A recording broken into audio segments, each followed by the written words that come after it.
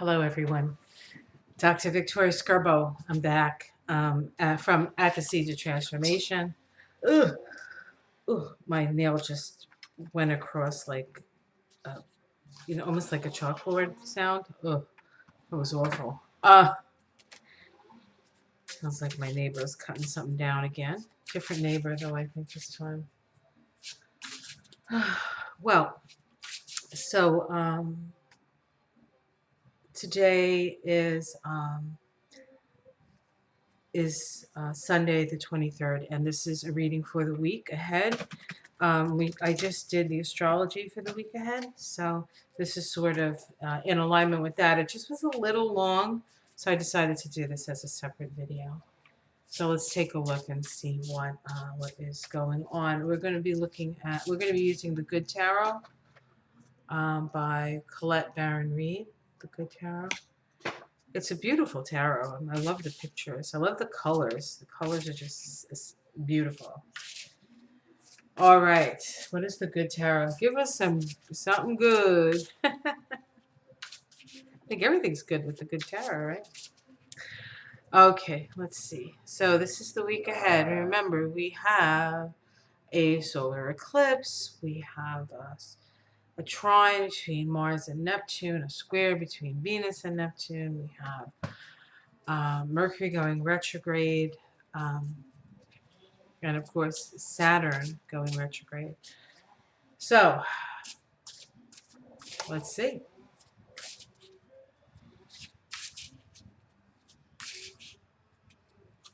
All right, one last cut.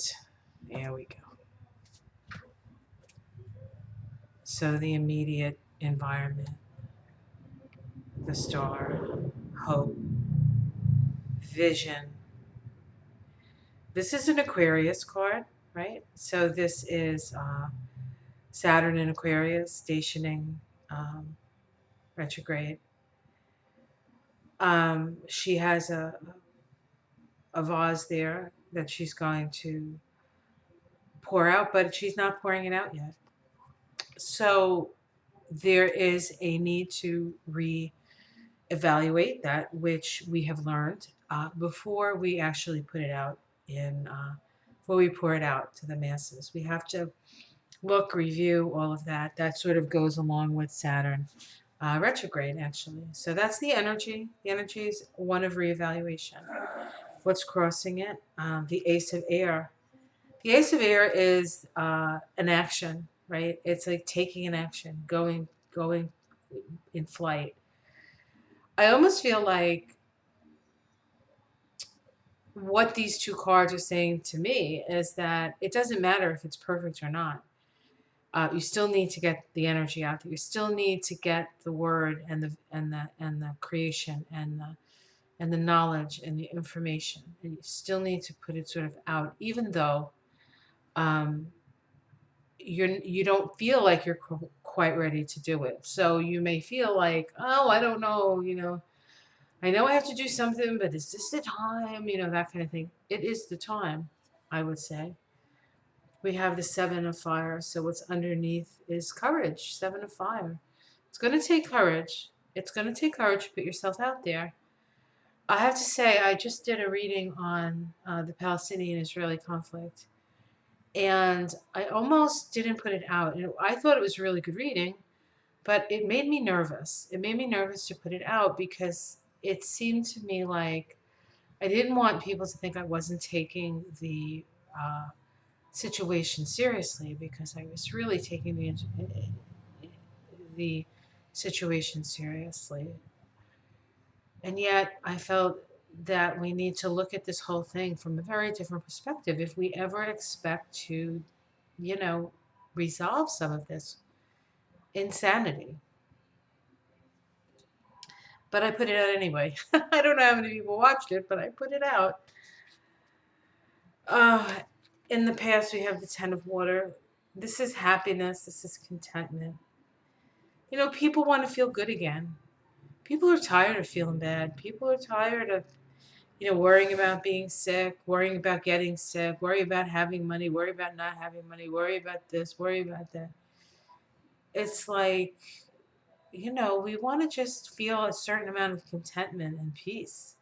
And it's been really hard to find that peace because of the environment and all of the fact that our whole lives are getting turned upside down in so many ways.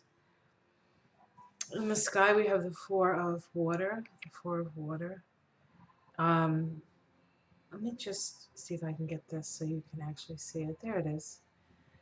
She has these bubbles that she's offering you. And there's the biggest bubble that she's handing to you. So there's this feeling of taking the healing as it comes, uh, allowing the healing to occur, allowing the process. And when you're having a hard time, look up and see what's being offered to you, and then accept it. Accept the help. Nothing wrong with help. You would give it to somebody. Why can't you take it? And the immediate future, we have the Strength card, which is very good. It's a very good vibration. It is a highly spiritual vibration. It is the vibration of the higher spiritual self being in charge of our more sort of beastly energies, right? She has the sun coming in on her. She's a beautiful woman. She's kind of wild. And she's just patting that little kitty cat like it's her pet. And yet it's deadly and powerful. So, we have power. Um, and all the heavy lifting we've had to do has just made us more powerful. And again, it's not that power over. It is power that's imminent, that is innate, that we get from our connection to being of the earth and of heaven at the same time. It's a powerful place to be. How it's seen from the outside, we have the six, the Lover's card. This is a card of choice. This is a card of choice. It's a card of desire. It's a card of dominion.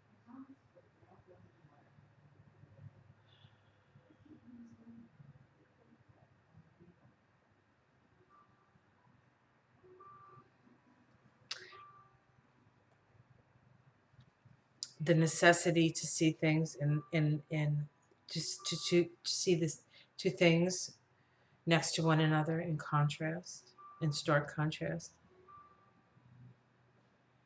in order to find the common thread that unites and not just divides. Our domestic system, we have the domestic situation, we have the Chariot. Evolution in where we live. Evolution in where we live.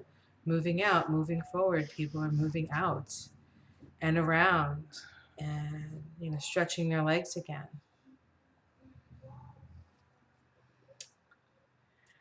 Hopes and fears, the Five of Air. Um, this is the Five of Swords. In this deck, it's actually pretty tame compared to most, but there can be a fear that you know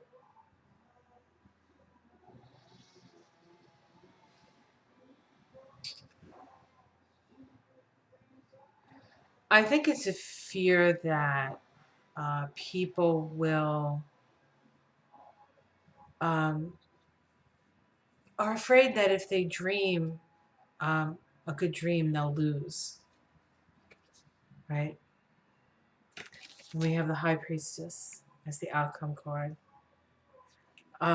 Secrets revealed, perhaps. The Nine of Water.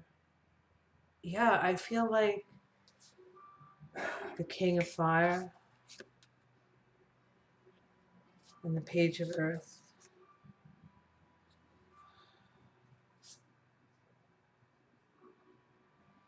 Yeah, I think that there's going to be revelations of a type.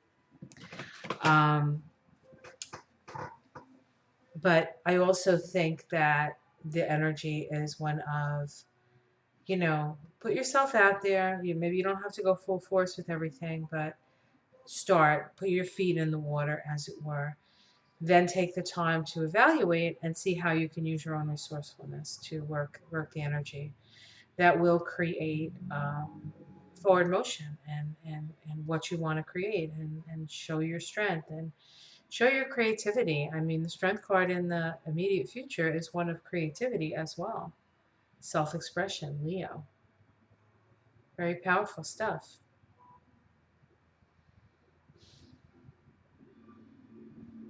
Mars is going to be moving into Leo in June. I don't think too far into June either. So that's going to connect to that. It might take till June before we can really take action on the illuminations that we have now. But then we're going to have the new moon. So that's going to be something else. So, well, I hope you enjoyed this reading. Like and subscribe. Have yourself a great week. Much love. Namaste. Take care.